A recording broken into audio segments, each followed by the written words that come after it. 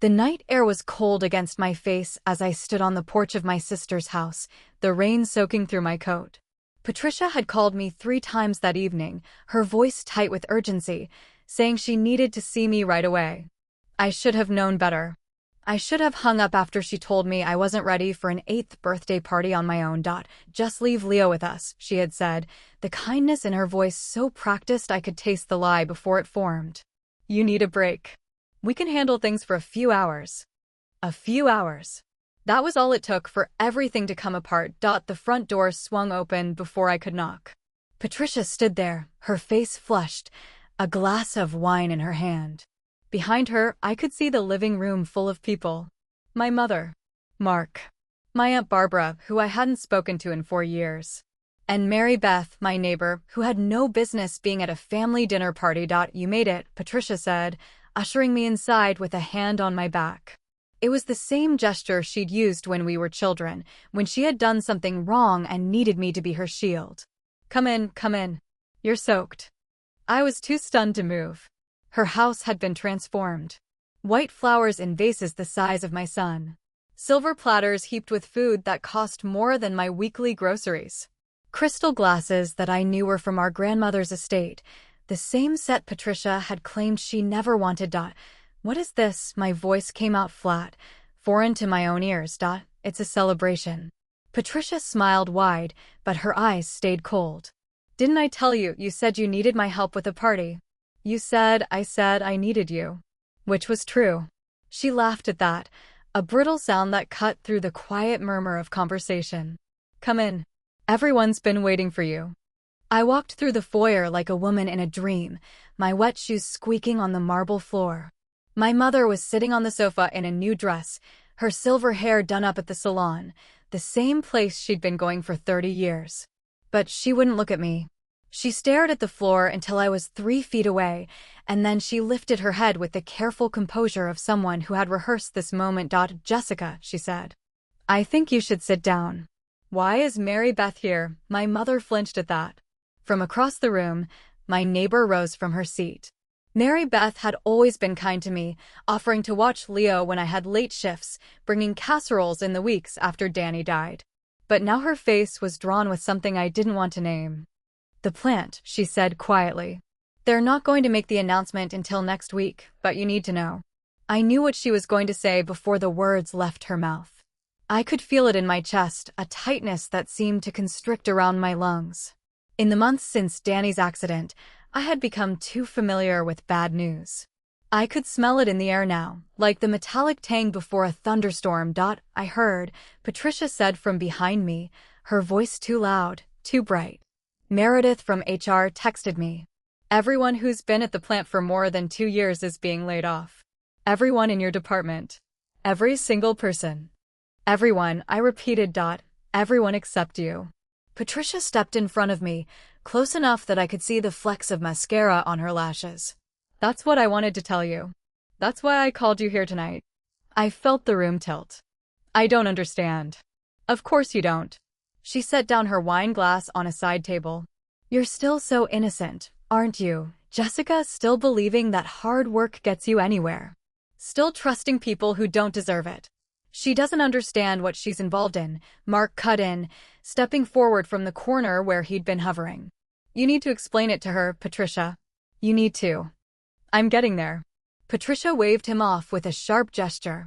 Give me a moment to do this my way. My head was swimming. I looked around the room, trying to find a familiar face, someone who would tell me I was dreaming. My mother was crying. Aunt Barbara was pretending to study a painting on the wall. Even Mary Beth had turned away. Jessica, Patricia said, her voice dropping to an intimate level, the same tone she used when she wanted to appear caring. I found out something I never expected. And when I did, I realized that my job, the one I've worked so hard for, was never really mine. It was your husband's. And now it's yours. I felt like I'd been struck. What are you talking about, Danny? She let the name hang in the air between us. Before he died, he made some arrangements. You know how he was always looking out for you. Always planning ahead. Patricia, please. I heard my voice crack. Just tell me what you're trying to say. At the plant, There was a secret restructuring. A quiet severance that would guarantee benefits for a lifetime to the families of certain employees. Danny knew he was sick. He knew he didn't have long. And before he died, he made sure the company would take care of you. Todd said the same thing, Mark added. He told me the insurance money was just the beginning. The room swam in front of my eyes.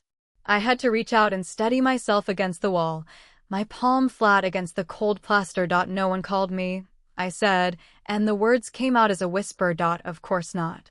Patricia smiled. Because I'm your sister. And I'd never let you ruin your life over a few extra dollars. We're not ruining anything, Mark snapped. We're taking what we're owed.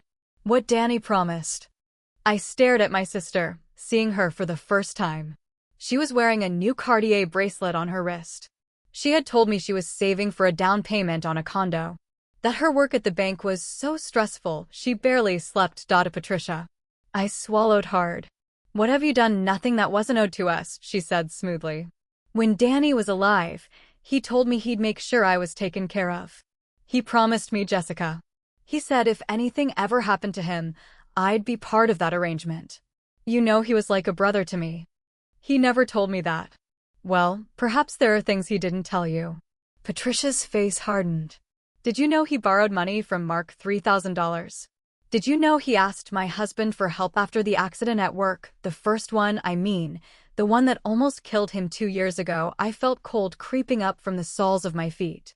What are you saying? There was never any other accident? Danny was healthy. Really? Patricia laughed, and it was the ugliest sound I'd ever heard. Did you think the plant was the first time he got hurt? He had 3 surgeries, Jessica. 3. You didn't know because he didn't tell you. But I knew. Because he came to me. He always came to me when you weren't enough. I was shaking now, an uncontrollable tremor that started in my hands and spread through my whole body. So when he was dying, when he was in that hospital bed and you were there every single night, Patricia continued, he told me everything. He gave me all the names, all the contacts, all the paperwork. He said I could handle it better than you. That you were too emotional. Too fragile. The room was so quiet I could hear the rain pounding against the windows. My mother was sobbing openly now, her shoulders hunched, and I knew. I knew everything in that moment. You forged his signature. Patricia didn't flinch. I did what I had to do. You let me believe he died without saying goodbye. I let you believe a lot of things. Her voice was cold steel now. And here's the truth, Jessica. You never had a husband. You had a man who was dying to escape you. You had a man who told me, the night before the funeral, that the only person he ever trusted was me. I couldn't breathe. The room was closing in, the walls pressing against me from every side. Mary Beth had her hand over her mouth, her eyes wide with horror. Even Aunt Barbara had stopped pretending. Mom, I managed. Tell me this isn't true. My mother lifted her head, and the look in her eyes was worse than anything I'd ever seen. It was resignation. It was acceptance. It was for your own good, she said in a small voice. We were trying to protect you. Protect me, I laughed, and it came out wild and broken. You took my husband's last words. You took his memory. You took. It was the company's plan, Mark broke in. The restructure, the severance, the whole thing. Danny wasn't going to leave you with nothing. But your sister saw an opportunity, and she took it. That's not what she did. I turned to Patricia, my body suddenly steady. She's been extorting the people at the plant. She's been taking money from them. She's been getting what I deserve, Patricia said smoothly. And now you know. So this is what's going to happen. You're going to go home, you're going to pack up your things, and you're going to pretend you never heard a word of this. Because if you don't. She pulled out a document from behind her back. I recognized it instantly. It was a guardianship form for Leo. Fully signed. Fully notarized. Mom has already agreed, Patricia said softly. 1 word from me, and you lose your son. The doorbell rang. It cut through the tension like a blade. Nobody moved. Nobody spoke. Then Patricia laughed again, a sound full of triumph. Look at you, she said. Just standing there like a statue. No fight in you at all. The doorbell rang again. This time, I heard footsteps from the back hall. Heavy footsteps, too heavy for anyone I knew. Jessica, the voice came from behind me, and I turned to see a woman with short dark hair and a professional demeanor. I'm Sandra Mitchell. I'm an investigator from the Department of Labor. I'm here about your husband's death. The investigator's name hung in the air like a third presence in the room. Sandra Mitchell. She stood in the doorway with a folder tucked under one arm and an expression that told me she had seen everything and believed none of it. I'm sorry to interrupt, she said, though her voice carried no apology. I've been trying to reach you for 3 days, Mrs. Clark. Your phone seems to be disconnected. Patricia moved before I could speak. This is a private family gathering. You need to leave. I'm not here for you. Sandra's eyes never left mine. I'm here about the death of Daniel Clark. There are some inconsistencies in the report that need to be addressed. The room went very still. My mother's sobbing had stopped, replaced by a silence so thick I could hear my own heartbeat. Patricia's face had gone pale beneath her careful makeup. Inconsistencies, I heard myself say. He died in a workplace accident. The plant confirmed it. The hospital confirmed it. The hospital confirmed a cause of death. Sandra stepped fully into the room, her heels clicking against the marble floor. But the details around that accident have been called into question. I've been reviewing the files for the past 2 weeks. Patricia laughed too loud. You can't just walk into someone's home and I have a warrant. Sandra pulled a folded document from her pocket. For the financial records of Patricia Andrews, Mark Andrews, and the Clark Family Trust. I'd suggest you all sit down. Nobody moved. Then my mother rose from the sofa with a shudder that ran through her whole body. Jessica, she said, her voice barely a whisper. I'm so sorry. I didn't know. Didn't know what. I turned to face her. What did you do, Mom? I signed the papers. The guardianship papers. Patricia said it was for your own protection. My mother's hands were shaking as she reached for me. She said if anything happened to you, Leo would need someone stable. Someone with money. I didn't know what she was planning. I swear I didn't. Is that true? Sandra directed the question at Patricia. Did you coerce your mother into signing legal documents? Coerce? Patricia laughed. She signed them willingly. She knew what she was doing. I didn't know. My mother's voice rose in a wail that seemed to come from somewhere deep inside her. Patricia told me Leo would be safer with her. That Jessica wasn't managing well. That the grief was affecting her judgment. I felt the air leave my lungs. You believed her. You thought I was unfit. I thought you were suffering, my mother said. I thought she was helping. She's always been so capable, Jessica. So organized. You have to understand. I understand that you chose her. I stepped back from her reaching hands. You chose her over me. Over Danny. Over everything. The guardianship papers are invalid, Sandra cut in. They were signed under false pretenses. I'll be confiscating them as part of my investigation. Patricia's composure cracked. You can't do that. Those documents are legal. Legal documents signed by an elderly woman who was manipulated into believing her daughter was incompetent. Sandra tilted her head. That's not legal. That's elder abuse. Mark stepped forward, his face red with rage. You have no right to come into our home and make accusations. I'm not making accusations. Sandra held up the warrant. I'm presenting facts. The Department of Labor has been investigating the plant for 3 months. We've uncovered evidence of widespread fraud in the handling of death benefits.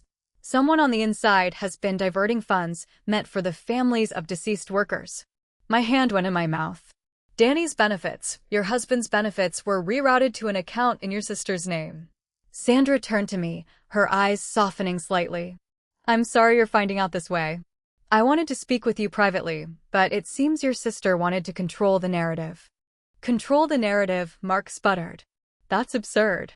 We don't have any of the money. Then explain these bank statements. Sandra pulled papers from her folder and spread them across the dining table. $15,000 deposited 2 weeks after Daniel Clark's death. Another $23,000 6 weeks later. $200,000 in total, transferred into a joint account under your names. Patricia's face went white. That's not, I never. Your signature is on every transaction, Sandra said. We have witness statements from plant employees who remember you coming in person to make the claims. You posed as Jessica Clark on 3 separate occasions.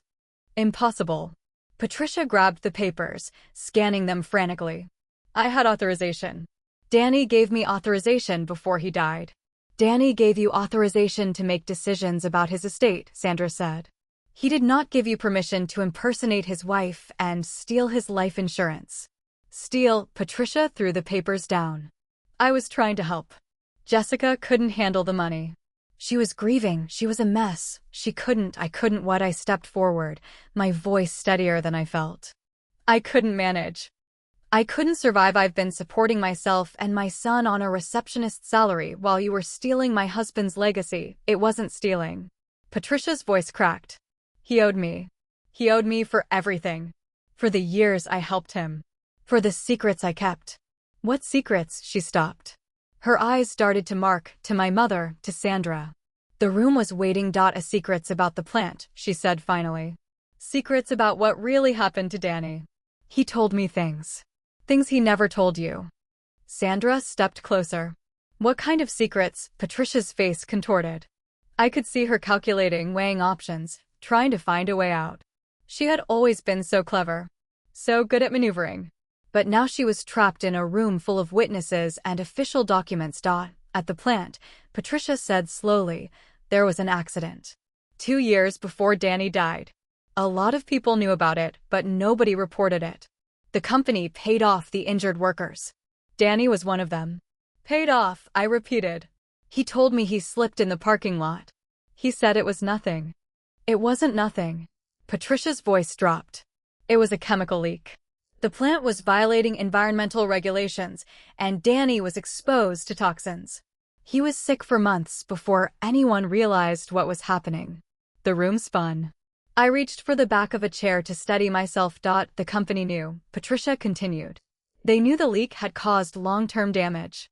They knew Danny would eventually get cancer. They offered him a settlement. A huge one. But he refused. Why would he refuse? Because he wanted to expose them. Patricia laughed, a hollow sound. Danny was always so righteous, wasn't he? He wanted to go public. He wanted to force the plant to take responsibility. And I told him he was insane. I told him there was no way we could win.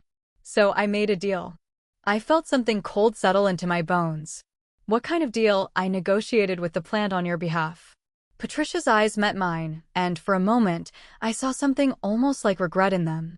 I told them Danny wouldn't go public if they paid us. Not the settlement he was offered. More. Much more. Danny didn't know about this. Of course he didn't know.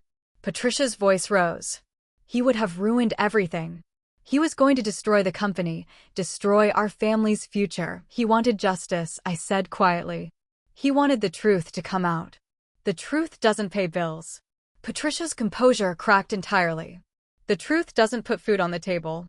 I did what I had to do to protect us. All of us. Mark stepped in front of his wife. That's enough. You have no right to it. The money from the deal is the same money you've been using, I said, cutting him off. The money you stole from my husband's death. The money I earned. Patricia's voice was venomous. I negotiated that deal. I made those calls. I put my reputation on the line. Do you have any idea what that cost me? Sandra stepped between us. Mrs. Andrews, I'm going to need you to come with me. We have a lot of questions that need answering. The Department of Labor doesn't make arrests, Patricia said. You're bluffing. I'm not here from the Department of Labor. Sandra smiled, and there was something sharp in it. I'm a private investigator hired by a family of plant workers.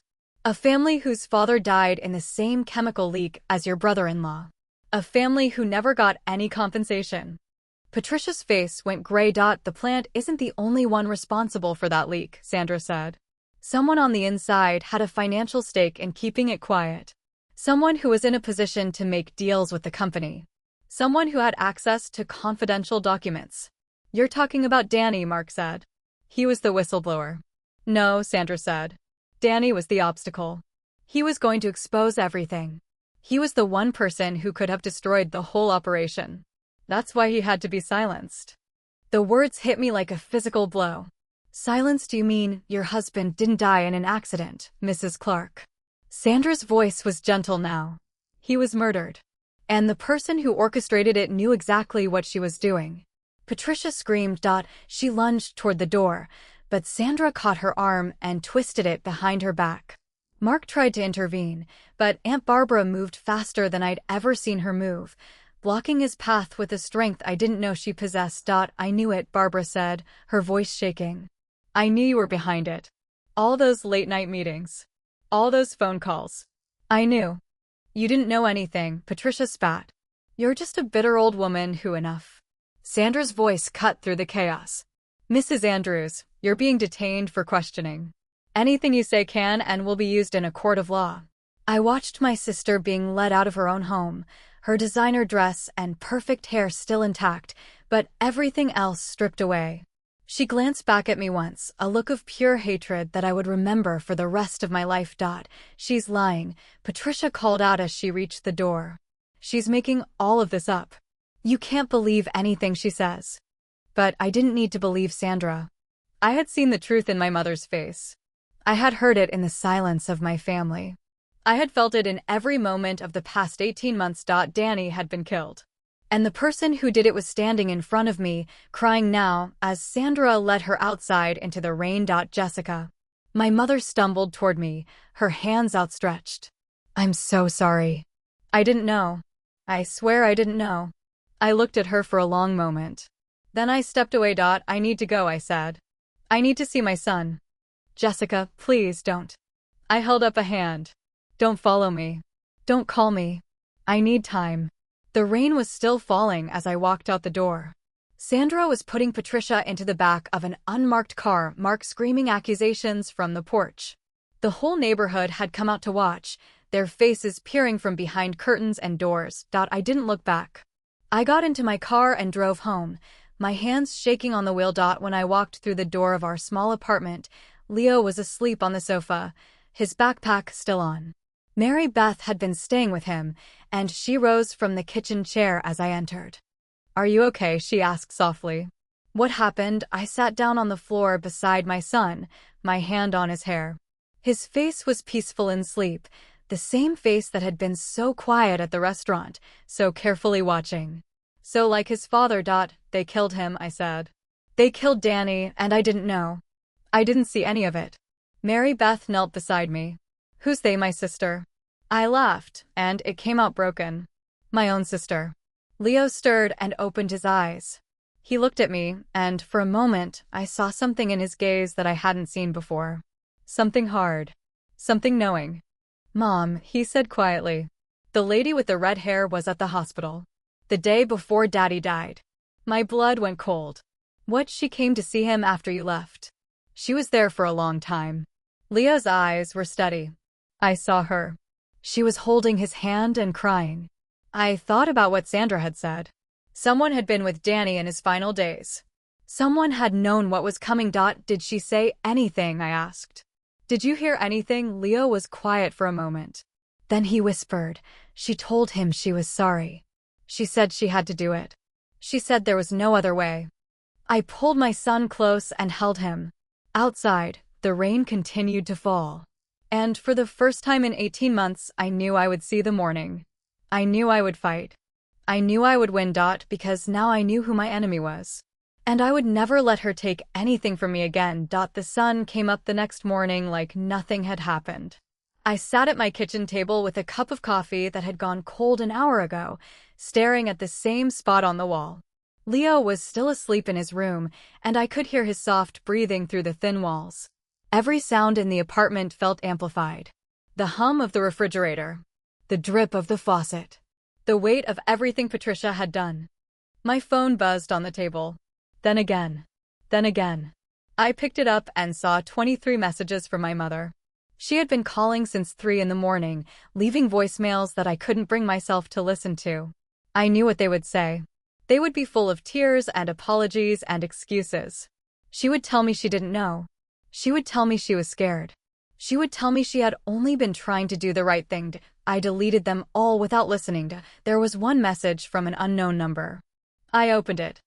Mrs. Clark, this is Sandra Mitchell. I need to speak with you as soon as possible. It's about your sister. She's made a statement that I think you need to hear. Please call me back. I read the message 3 times. Then I called. Sandra answered on the first ring. Thank you for calling. I know this is a difficult time. Just tell me what happened. Your sister is being held in county detention pending formal charges. The evidence against her is substantial, but she's claiming that your husband was involved in the fraud voluntarily. I gripped the phone tighter. That's a lie. I know it is. But she's offering to provide more information about the chemical leak in exchange for leniency. She claims there were other people involved. People inside the plant who knew what was happening and helped her cover it up. Who, she won't say. Not yet. She's using the information as leverage to reduce her sentence. Sandra paused. But I think she'll talk if she's under enough pressure. The problem is the timeline. The statute of limitations for the environmental violations is approaching.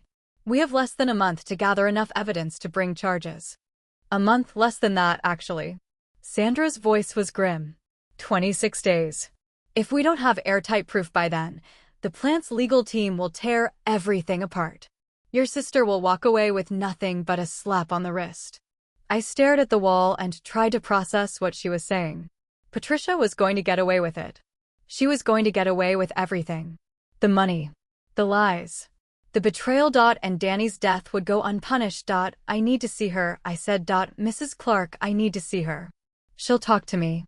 She knows I can't be manipulated. There was a long silence on the other end of the line. Then Sandra sighed.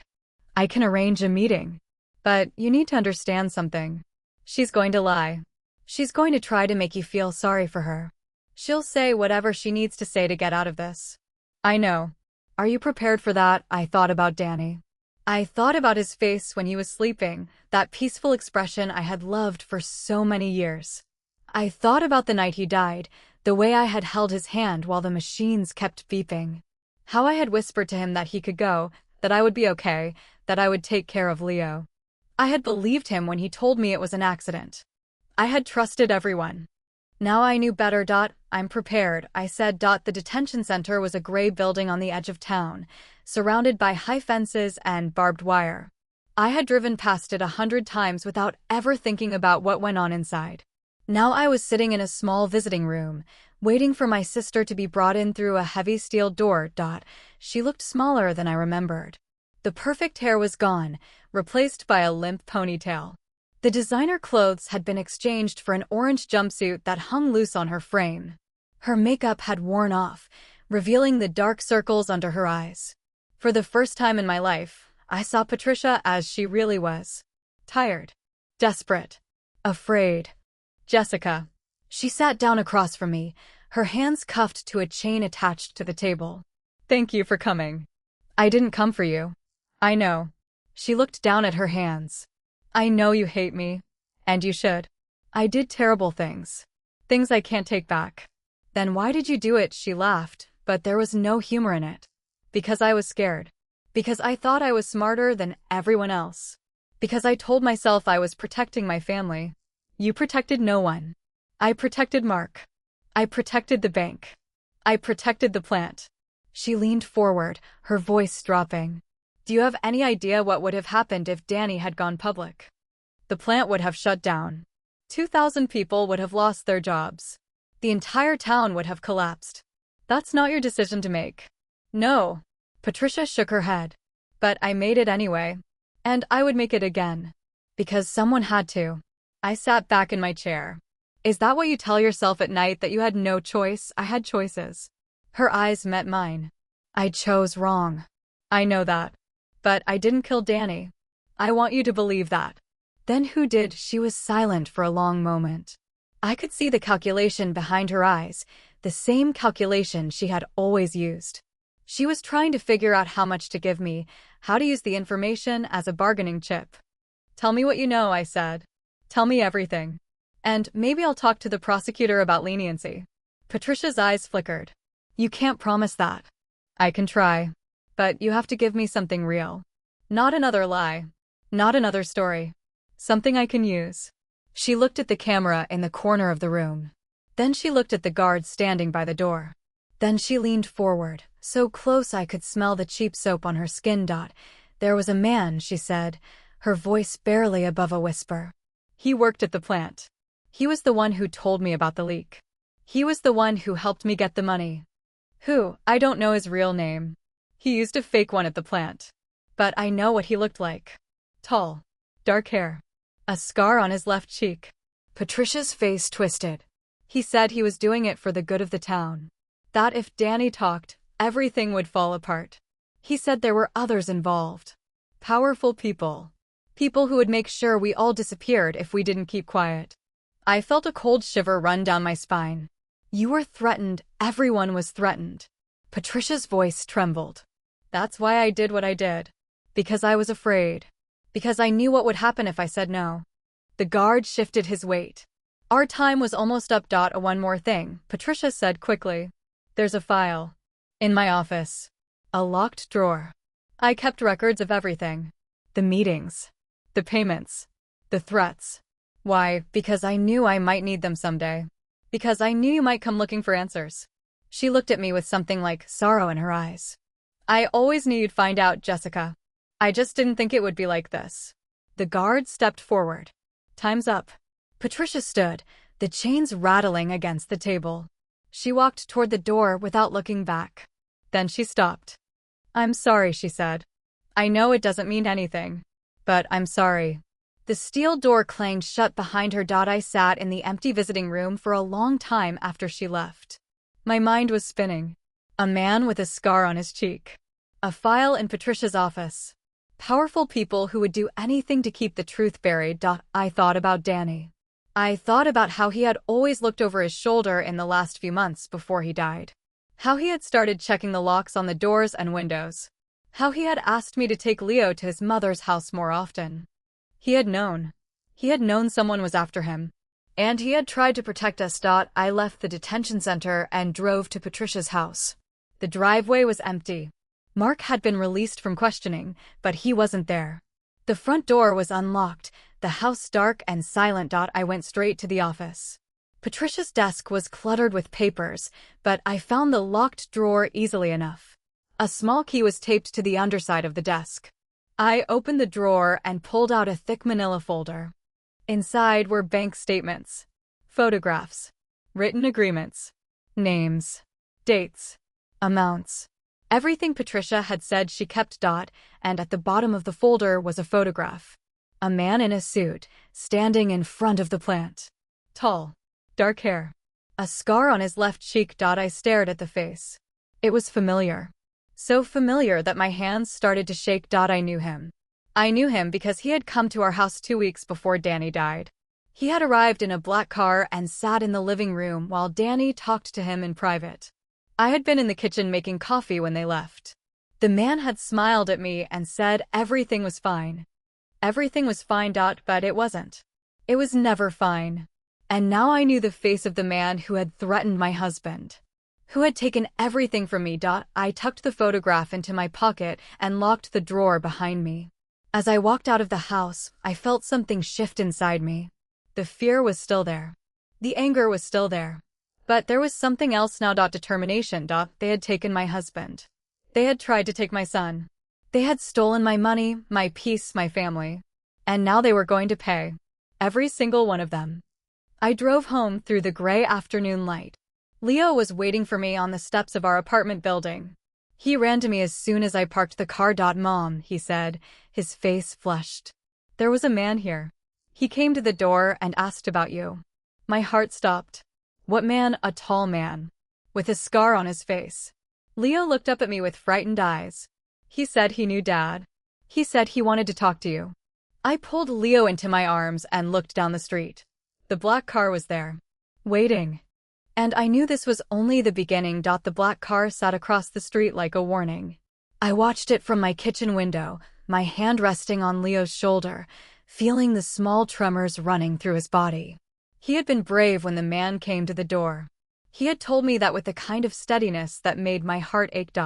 He said he was a friend of Dad's, Leo whispered. He said he wanted to see you. He was polite, Mom. He smiled. Did he touch you? No. He just asked if you were home. I told him you were out. Then he left. I pulled my son close and kissed the top of his head. You did the right thing. You did exactly what we practiced. The man in the photograph was still in my pocket. I hadn't shown it to Leo. I hadn't wanted to scare him more than he already was. But now I knew. The man who had come to our house before Danny died was the same man who had threatened Patricia. The same man who had orchestrated everything. And now he was coming for me. I called Mary Beth first. She answered on the second ring, her voice thick with sleep. Can you take Leo for a few hours? I asked. I need to do something. Of course. She didn't ask questions. She never did. That was the kind of friend she was. I'll be there in 10 minutes. While I waited, I went to my bedroom and opened the closet. In the back, behind my winter coats, was a box I hadn't touched in months. Danny's things. I pulled it out and sat on the floor, my hands shaking as I lifted the lid. Inside were his old work shirts. His favorite tie. The watch I had given him for our 10th anniversary. And at the bottom of the box, a small leather notebook. I had found it after he died, tucked inside his nightstand drawer. I had meant to read it then, but I had been too overwhelmed. Too heartbroken. Now I opened it and started reading. The first few pages were ordinary. Lists. Grocery items. Work schedules. But then the entries changed. They became longer, more detailed. And I realized I was reading Danny's journal. His private thoughts. The things he had never told me. June 3rd. I've been feeling sick for weeks. I don't want to tell Jess. She'll worry. She has enough to deal with. July 15th. The leak is bigger than I thought. They're covering it up. Everyone's in on it. I can't trust anyone at the plant. August 22nd. I met with a lawyer today. He told me to gather evidence. He said there might be criminal charges. But he also said I'm in danger. September 7th. Someone followed me home. I saw a black car parked across the street for 3 hours. I think they know what I'm doing. October 1st. I have to protect Jess and Leo. I can't let them get caught in this. I've made arrangements with a bank. If something happens to me, there's money set aside. They'll be okay. I stopped reading. My eyes were burning with tears I had been holding back for so long. Danny had known. He had known what was coming, and he had tried to protect us. He had tried to be brave. But he had also been afraid. So afraid that he had started writing things down in secret. The same way I was doing now. The same way I had been doing since last night. Mary Beth arrived with a bag of groceries and a determined look on her face. She took one look at me sitting on the floor with the notebook and sat down beside me. What is that? Danny's journal. I handed it to her. Read it. You need to know what I'm dealing with. She read in silence for 10 minutes. When she looked up, her face had gone pale. Jessica, this is evidence. I know. This could put people in prison. A lot of people. I know. Then what are you going to do? I took the notebook back and tucked it into my bag. I'm going to find out who the man in the black car is. And then I'm going to make sure he can never hurt anyone again. Mary Beth reached over and squeezed my hand. Be careful. I will. I drove to the plant first. It was a crumbling old building on the edge of town, the same place where Danny had spent the last 15 years of his life. The same place where his life had ended. The security guard at the gate recognized me. He had been there since before Danny died, an older man named Frank with a kind face and a soft voice. Mrs. Clark, he said, his eyes widening. I haven't seen you in months. I'm so sorry about everything. Thank you, Frank. I leaned against the gate. I need to ask you something. About the man in the black car. The tall one with the scar on his face. Do you know who he is? Frank's expression shifted. He looked around, making sure no one was listening, and stepped closer to the car. Mrs. Clark, I don't think you want to get involved with him. Please, I said. I need to know. He was quiet for a long moment. Then he sighed. His name is Thomas Reed. He used to work here. He was in upper management before the plant started having problems. But he left about 3 years ago. Left or was fired. Frank's voice dropped. But there were rumors. People said he was involved in the leak. They said he knew about the contamination and covered it up. The company gave him a severance package and told him to disappear. Disappear. That was the same word Patricia had used. The same word Danny had written in his journal. Or where does he live now? I don't know. He's not from around here. But I heard he has a house in the mountains. Somewhere remote. Thank you, Frank. I reached for my wallet. I appreciate. Keep your money. He shook his head. Just be careful. He's dangerous. He threatened people who got too close. He's the reason your husband, he stopped. But I already knew what he was going to say. He's the reason Danny died. Frank nodded slowly. I think so. I've thought so for a long time. I just couldn't prove it. I drove away from the plant with a new name in my head. Thomas Reed. The man who had threatened my husband. The man who had killed him. But I still didn't have proof. Not enough to take to the police. Not enough to make anything stick. I needed more. I needed to find him. I needed to make him talk. I went to the library next. The old building on Main Street, with its dusty shelves and quiet corners. I spent 2 hours on the computer, searching for any mention of Thomas Reed. I found nothing. No social media. No public records. No addresses. It was like he didn't exist. But I knew he did. I had seen his face. Leo had seen him at our door. I called Sandra Mitchell on my way home. She answered immediately. I have a name, I said. Thomas Reed. He used to work at the plant. He's the one who threatened Patricia. He's the one who killed my husband. There was a pause on the other end of the line. Are you sure Patricia gave me a description? I found a photograph in her office. And Frank at the plant confirmed it. Thomas Reed, Sandra repeated. I know that name. He's been on our radar for months. We've been trying to track him down, but he's very good at staying off the grid. He has a house in the mountains. Somewhere remote. I don't know exactly where, but Frank said he lives off the grid. I'll check into it. In the meantime, don't do anything rash. He's dangerous, Jessica. If he shows up at your door again, call the police immediately. I will. But I didn't. Because I knew the police would be too slow. I knew they wouldn't find him in time. And I knew that if Thomas Reed was still out there, Leo wasn't safe. When I got home, Mary Beth was still there. She had made dinner and cleaned the kitchen. Leo was sitting at the table, doing his homework like nothing had happened. Thank you, I said. I don't know what I'd do without you. Don't mention it. She handed me a plate of food. Did you find anything? I found a name. Thomas Reed. He's the man who's been following me. Thomas Reed. She frowned. That name sounds familiar. From where, I don't know. I feel like I've heard it before. She shook her head. It'll come to me. I ate dinner with my son. We talked about school. About his friends. About the homework that was due tomorrow. I tried to keep my voice calm, to hide the fear that was crawling under my skin. But after he went to bed, I couldn't sleep. I sat on the sofa, staring at the door, waiting for the knock that I knew would come. It came at midnight. 3 sharp raps on the wood. I stood up slowly, my heart pounding in my chest. I walked to the door and looked through the peephole. Thomas Reed was standing there. Tall. Dark hair. The scar on his left cheek clearly visible in the dim light. He smiled. And then he spoke through the door. Mrs. Clark. I think we need to talk. I reached for the baseball bat I had hidden behind the door. My hands were shaking, but my voice was steady. What do you want answers? He said. I want to tell you the truth about what happened to your husband. The whole truth. Not what your sister told you. And why should I believe you? Because I have nothing to lose. His voice was calm. And because I'm the only one who knows where the real evidence is. The evidence that will put your sister away for good. I opened the door a crack, the bat still behind my back. Talk, I said. He smiled again. Your husband didn't die because of me. He died because he knew too much. And the people who killed him are still out there. He handed me a small envelope. Inside was a photograph. A different photograph.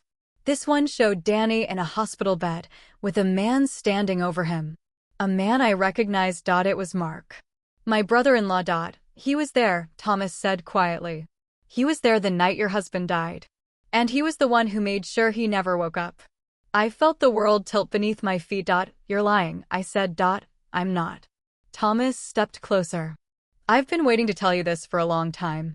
And now that your sister is in custody, there's nothing stopping me. I looked at the photograph again. Mark's face was clear. His hand was on Danny's shoulder. And Danny's eyes were closed. Come with me, Thomas said. I'll show you everything. And then you'll know the truth. I wanted to say no. I wanted to call the police. I wanted to run. But I couldn't. Because I had to know. I had to know who had killed my husband. So I grabbed my coat and walked out the door. Leo was safe with Mary Beth. And whatever happened next, I was ready. I was ready for the truth. The night air hit my face as I followed Thomas Reed to the black car. He opened the passenger door for me, a gesture so polite it felt obscene given everything I knew about him. I hesitated for just a moment, my hand gripping the baseball bat I had tucked under my coat. "You won't need that," he said, glancing at the bulge beneath my jacket. "I'm not here to hurt you. Forgive me if I don't take your word for it." He smiled, that same unsettling smile from the photograph, and motioned for me to get in. I slid into the leather seat and watched him walk around to the driver's side. The car smelled expensive. New leather and something floral. Nothing like the cheap air fresheners I used in my own car. "Where are we going?" I asked. "Somewhere private. Somewhere we can talk without being overheard." We drove through the empty streets of the town, past the closed shops and darkened houses. The black car moved smoothly through the night, its headlights cutting through the fog that had settled over the roads. I watched the familiar landmarks pass by and tried to keep track of where we were going. "I know you don't trust me," Thomas said. "I wouldn't trust me either if I were in your position." "Then why should I believe anything you say?" "Because I have nothing to gain from lying to you. Your sister is already in custody. Your brother-in-law is under investigation. The plant is going to shut down regardless of what happens next." He glanced at me. "The only person who benefits from the truth is you." I stared at his profile in the darkness. The scar on his cheek was more visible now, a pale line that ran from his temple to his jaw. It looked like an old wound, the kind that had never healed properly. "How did you get the scar?" I asked. He was quiet for a moment. Then he said, "Your husband gave it to me." I felt my breath catch in my throat. What? I was the one who told him about the leak. I was the one who tried to help him expose it.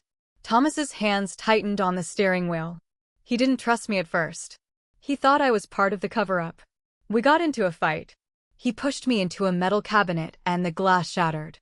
That's how I got this. And then he realized I was telling the truth. We became allies.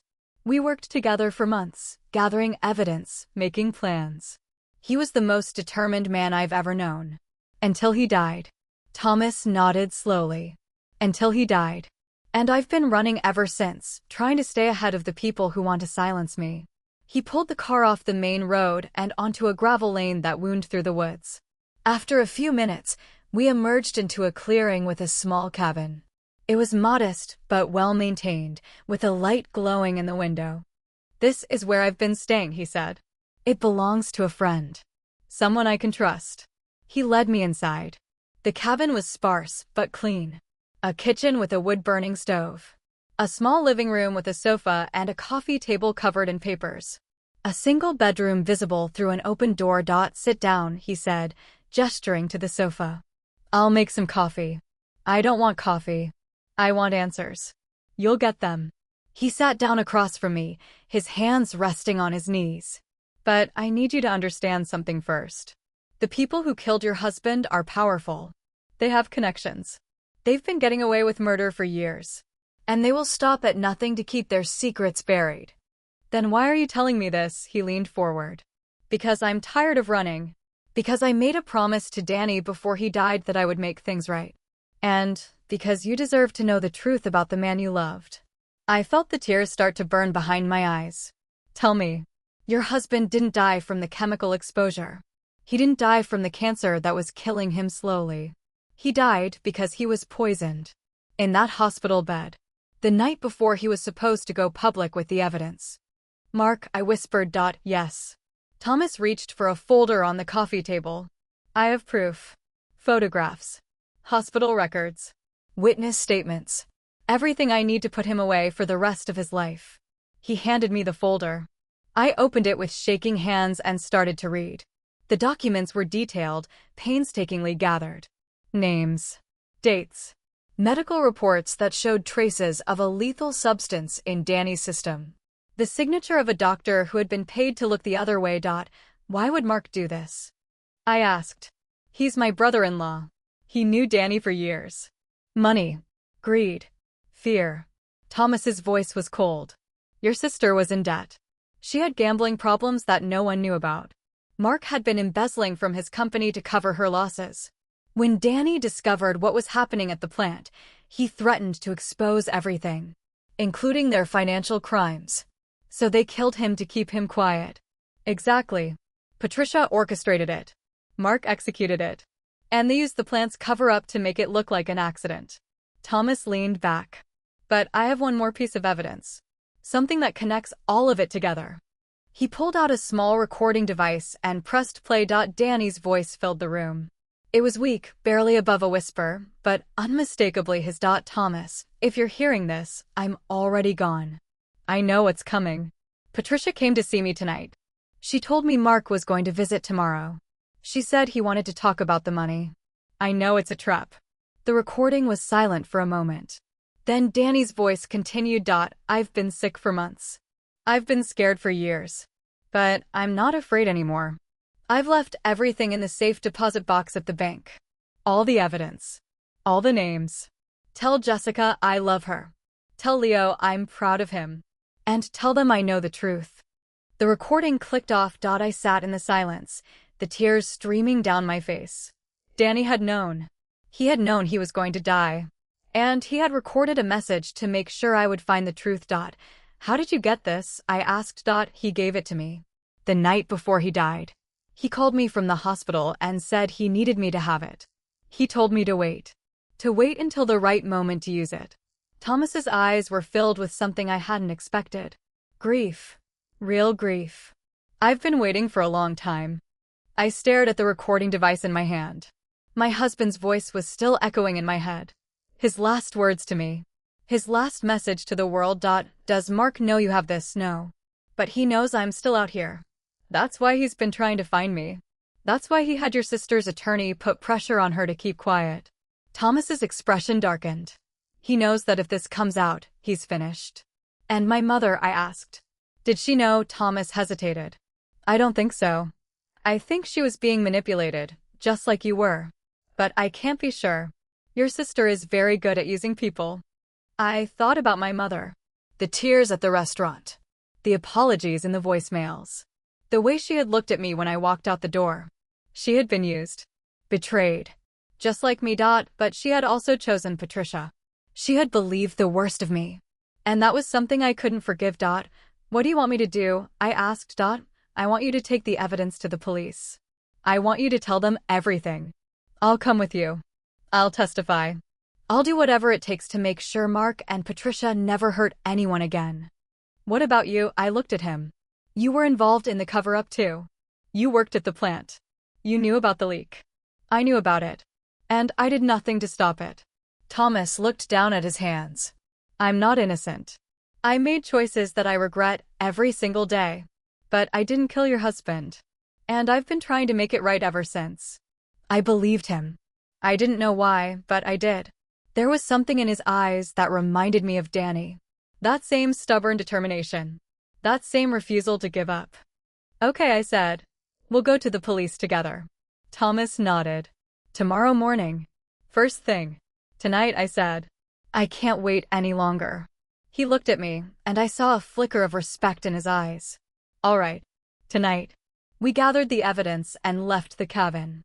The drive back to town was silent, the weight of everything I had learned pressing down on me. I felt different now. Lighter. The truth had been a burden I had carried for 18 months, and now it was finally out in the open. But there was also a cold rage building inside me. A fury that I had never felt before. Patricia and Mark had taken my husband. They had stolen my son's childhood. They had destroyed our family. And now they were going to pay. When we reached the police station, the lights were still on. I walked in with Thomas at my side, the folder in my hands, the recording device in my pocket. Officer, I said. I need to report a crime. The officer at the desk looked up with tired eyes. He was young, barely out of his 20s. What kind of crime? Murder. Conspiracy. Fraud. I set the folder down on the counter. I have evidence. A lot of evidence. And I want to make a statement. The officer's eyes widened as he looked at the documents. Is this what I think it is? Yes, I said. It's the truth. The whole truth. And I want everyone involved to face justice. The officer picked up the phone. I need to call my supervisor. While he spoke, I turned to Thomas. He was standing by the door, his face unreadable. The man who had threatened my sister. The man who had helped my husband. The man who had brought me the truth. Oh, why did you really do this? I asked him. Why did you help me? He was quiet for a long moment. Then he said, because Danny was my brother. Not by blood, but in every way that matters. And I promised him I would protect you. I stared at him. Danny never told me about you. He couldn't. It was too dangerous. But I've always been there. Watching. Waiting. And I'll always be there. He took a step toward me. Jessica, your husband loved you more than anything. He would have done anything to keep you safe. And I'm going to honor that. For the rest of my life. The station door opened. A senior detective walked in, his face grim. Mrs. Clark, he said. I've been waiting for you to come in. We have a lot to discuss. I nodded and followed him into the interview room. Behind me, I heard Thomas speaking to the young officer. I heard the words arrest and conspiracy and evidence. I thought about Leo at home in bed. I thought about my mother. I thought about Patricia and Mark. I thought about Danny. And I knew that tomorrow, everything would change. But tonight, I would sleep. The best sleep I'd had in 18 months. Because I had finally done something. I had finally taken control. And nothing was ever going to be the same again. The fluorescent lights of the police station were harsh against my eyes. I sat in the interview room, a cup of cold coffee in front of me, and watched the detective flip through the pages of Danny's journal. His name was Detective Miller. A heavy-set man with gray hair and a tired face. He had been on the force for 30 years, and I could tell he had seen everything. This is substantial, he said, setting down the journal. But I have to ask you something, Mrs. Clark. Are you sure you want to go through with this? Your sister will go to prison for a long time. Your brother-in-law too. And once this goes public, there's no going back. I looked at him straight in the eyes. My husband was murdered. My son lost his father. My family was destroyed from the inside. I want justice. Not revenge. Justice. Detective Miller nodded slowly. All right. Let's start from the beginning. I told him everything. The restaurant dinner. Patricia's cruel words. The confrontation at her house. Sandra Mitchell's arrival. The file in Patricia's office. Thomas Reed's story. The recording. Mark's involvement. The chemical leak. The cover-up. The years of lies. It took 3 hours. By the time I finished, my voice was hoarse and my hands were shaking. But I felt lighter. The truth was out. It was finally out. Detective Miller stood up and walked to the door.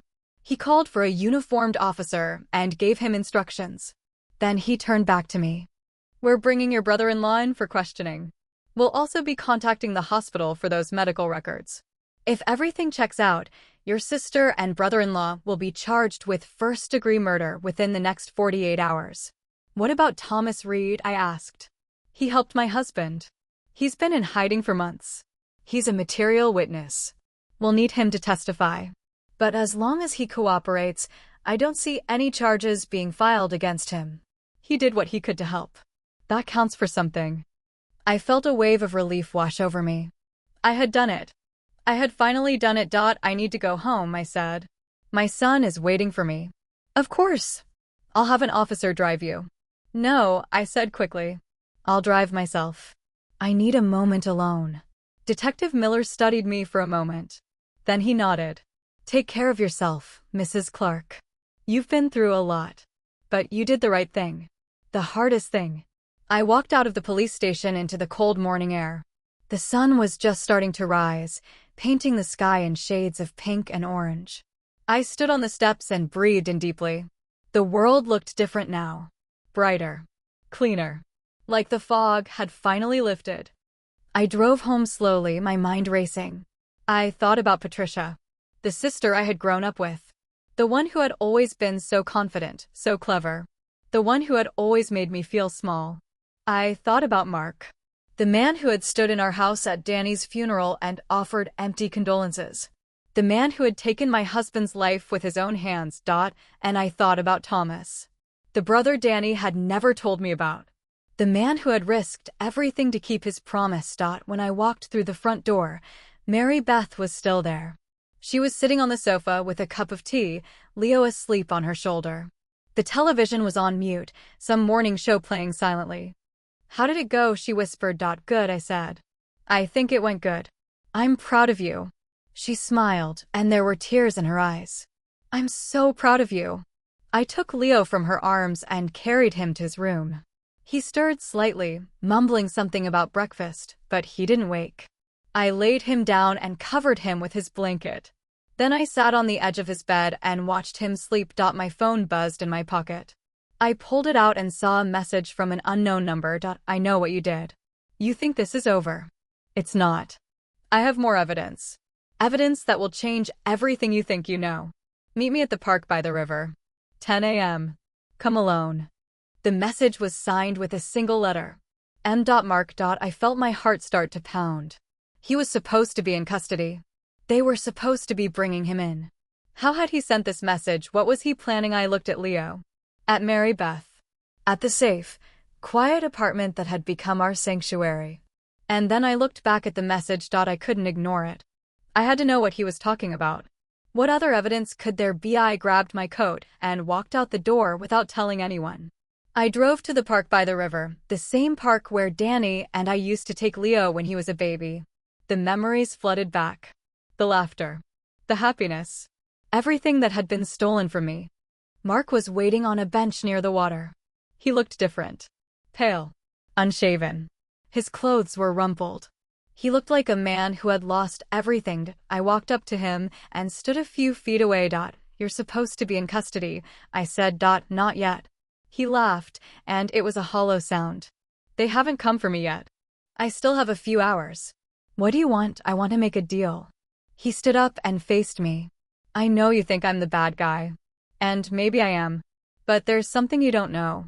Something about your mother." I felt a chill run down my spine. What about my mother? She knew. She knew about the murder. She knew everything. Mark's eyes were desperate. She was there the night Danny died. She was in the hospital room when I did it. She saw everything. I shook my head. That's not true. She told me she didn't know. She lied. Mark stepped closer. She's been lying to you for months. She helped Patricia cover it up. She signed documents. She made statements. She did everything she could to protect her favorite daughter. "Patricia," I said. "You're talking about Patricia. Your mother chose Patricia over you. Over Danny. Over everything." Mark laughed again. "You think you have all the answers now. But you don't.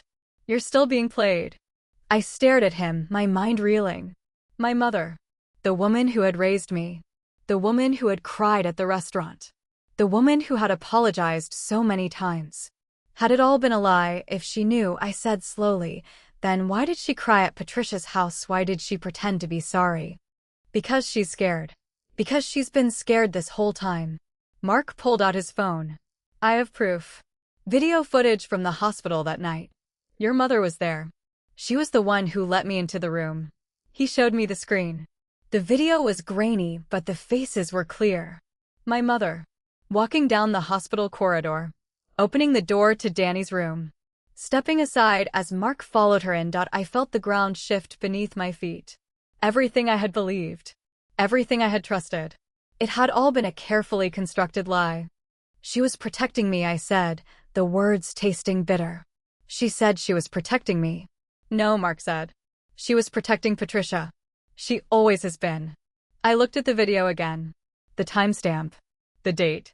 It was exactly a year ago. The night before Danny died. "She's coming to my house tomorrow," I said. "She's going to see Leo." "I know." Mark's eyes were filled with something I couldn't read. "That's why I'm telling you this. Because you need to know who you're really dealing with." I was about to respond when a car pulled into the parking lot. A familiar black car. Thomas Reed stepped out, his face grim. "Jessica," he called. "Get away from him. He's wearing a wire." I looked at Mark. He smiled. And then he pulled a small recording device from his pocket. "You just confessed to hearing me confess," he said. "That means you're complicit. You knew about the murder and you said nothing. That's obstruction of justice. Your son will be taken away from you," Thomas said, stepping closer. "Mark's been working with the prosecution to entrap you. They made a deal." I felt the world tilt. Patricia's lies. Mark's betrayals. My mother's secrets. And now this. Another trap. Another carefully laid plan. Give me that recording, I said, my voice steady. Or what? Mark laughed. I stepped forward and grabbed the device from his hand. He tried to stop me, but Thomas was faster. He grabbed Mark's arm and twisted it behind his back. I've already made copies, Mark said, still smiling. You're too late. I looked at the recording in my hand. The red light was still blinking. He was right. It was too late. But I wasn't going to give up. I had come this far. I had fought this hard. I wasn't going to let them win. I'll see you in court, I said. Mark's smile faded. You'll lose. We'll see. I walked away with Thomas, leaving Mark standing by the river. I could feel his eyes on my back as I got into the car. What now? Thomas asked. I held up the recording device. Now I turn this over to Detective Miller. And I tell him everything. Everything. I looked at him, including what my mother did. Thomas nodded slowly. Are you sure about that? I thought about my mother. The woman who had raised me. The woman who had taught me to be strong. The woman who had lied to me for a year. I'm sure, I said. I'm done being afraid. I'm done being manipulated. I'm going to tell the truth, no matter what it costs me. Thomas looked at me for a long moment. Then he started the car. I think, he said, that's the bravest thing I've ever heard. We drove to the police station in silence. I thought about everything that had happened. The restaurant. Patricia's confession. Thomas's arrival. Mark's betrayal. My mother's secrets. And I knew that tomorrow would be the hardest day of my life. But I was ready. Because I had finally learned to fight. The courtroom was packed. I sat at the front, my hands folded on the table in front of me, my eyes fixed on the door at the back of the room. Leo was beside me, his small hand in mine, his face pale but steady. Mary Beth sat on his other side, her presence a quiet comfort. Thomas was in the row behind us, ready to testify when called. The bailiff called the courtroom to order. The judge entered, a stern woman with silver hair and glasses perched on her nose. She sat down and surveyed the room with tired eyes. Then she nodded to the prosecutor. Bring in the defendants. The door at the back opened. Patricia walked in first, her orange jumpsuit replaced by a plain gray dress. Her hands were cuffed in front of her, and her face was pale. She looked older than she had a month ago. Thinner. Weaker. The life had drained out of her eyes. Mark followed behind her.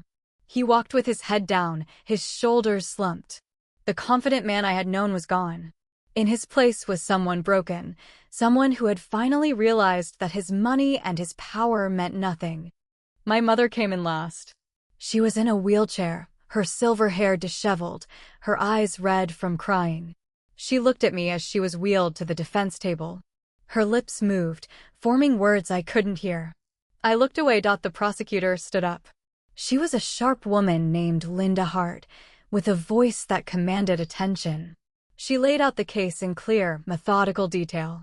The chemical leak. The cover-up. The murder. The fraud. The years of lies. I listened to it all, my heart pounding in my chest. But I didn't cry. I had done enough crying. Now it was time to be strong. Your Honor, Linda said, the prosecution calls Jessica Clark to the stand. I stood up and walked to the witness box. I was sworn in, my hand on the Bible. Then I sat down and looked at the jury. 12 faces. 12 strangers who would decide the fate of my family. Mrs. Clark, Linda began. Can you tell us about your husband's death? I took a deep breath. My husband, Daniel Clark, died on October 15th. He was in the hospital, recovering from cancer treatment. The official cause of death was listed as cardiac arrest. But I now know that was a lie. What do you know now? I told them everything. The recording. The journal. The confession. The photograph of Mark in the hospital room. The video of my mother opening the door. The lies Patricia had told. The threats Thomas had received. The jury listened in silence. I could see some of them wiping their eyes. I could see others staring at Patricia with disgust. When I finished, Linda nodded. Thank you, Mrs. Clark. Your witness. The defense attorney stood up. He was a slick man in an expensive suit, the kind of lawyer who could make a murderer look like a victim. He walked toward me with a confident smile. "Mrs. Clark," he said. "Isn't it true that you've been estranged from your sister for many years?" "Yes," I said. "But that doesn't change the facts." "And isn't it true that your husband had a history of mental health issues?" "Objection," Linda said. "Relevance." "Sustained," the judge said. The attorney tried again. "Mrs. Clark, isn't it true that you were planning to leave your husband before he died, that you had filed for divorce?" I felt a surge of anger. "That's not true. I loved my husband. I never filed for divorce." "Are you sure about that?" He pulled out a document. "Because we have a copy of a petition filed in your name 6 months before your husband's death." I stared at the paper. It was a divorce petition, covered in signatures and seals. But the signature was wrong. It was close, but not quite right. Someone had forged my name. "Your Honor," I said, "that document is a forgery. I never signed it." "We'll let the jury decide," the attorney said smoothly.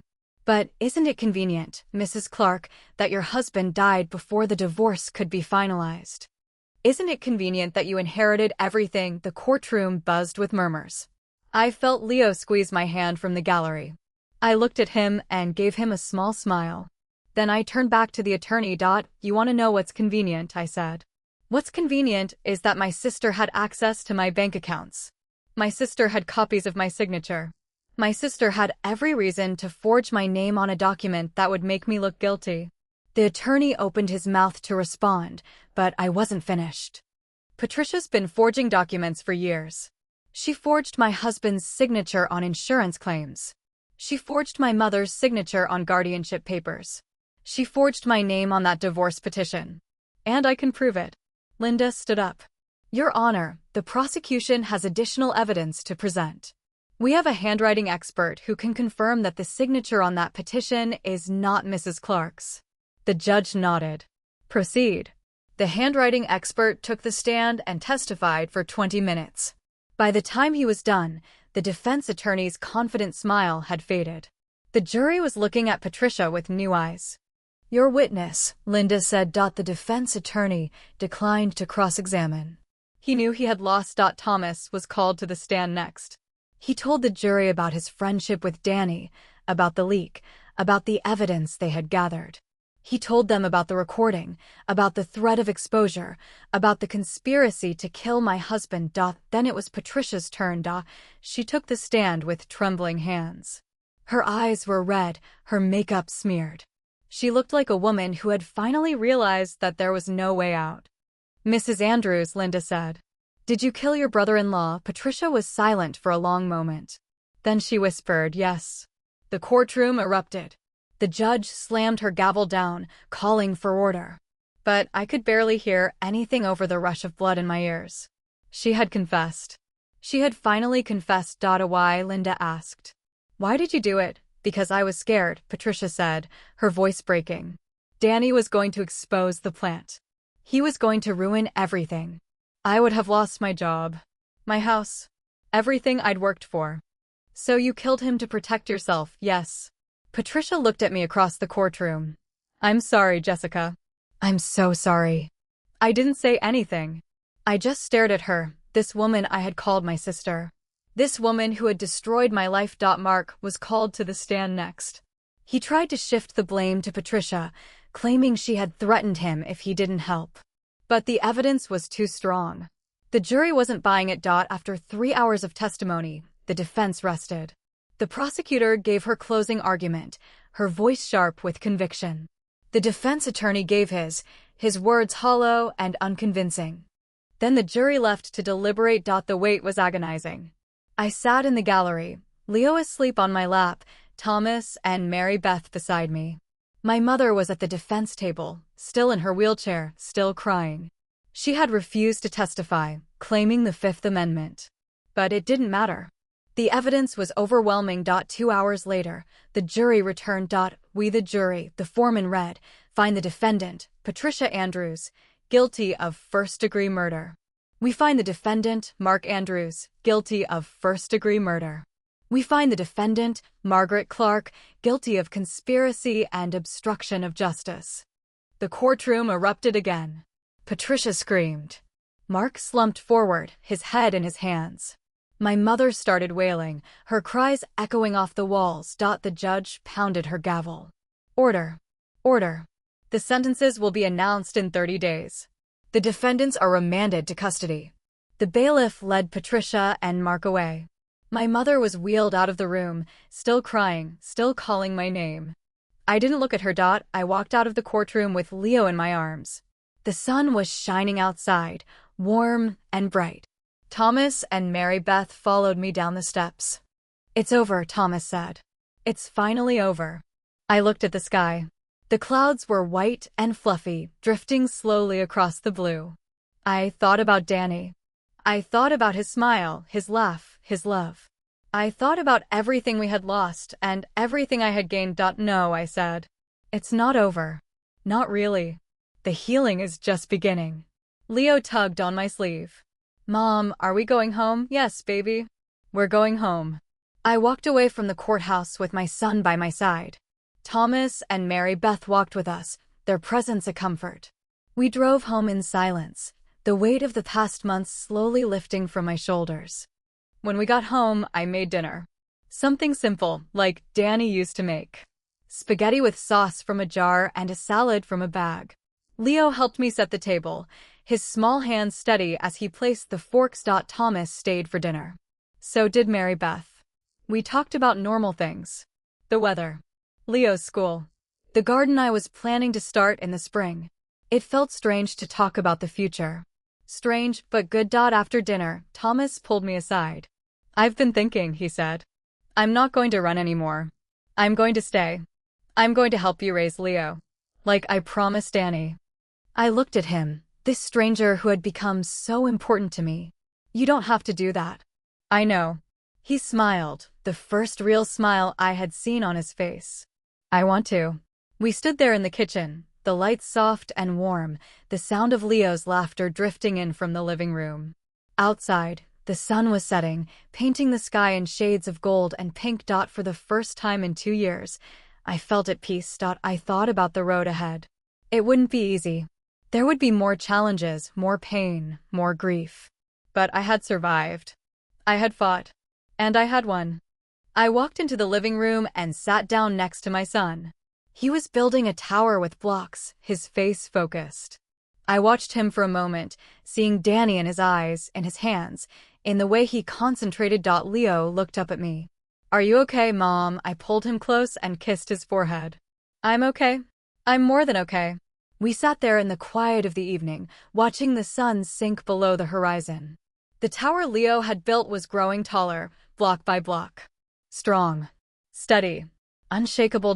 Just like us.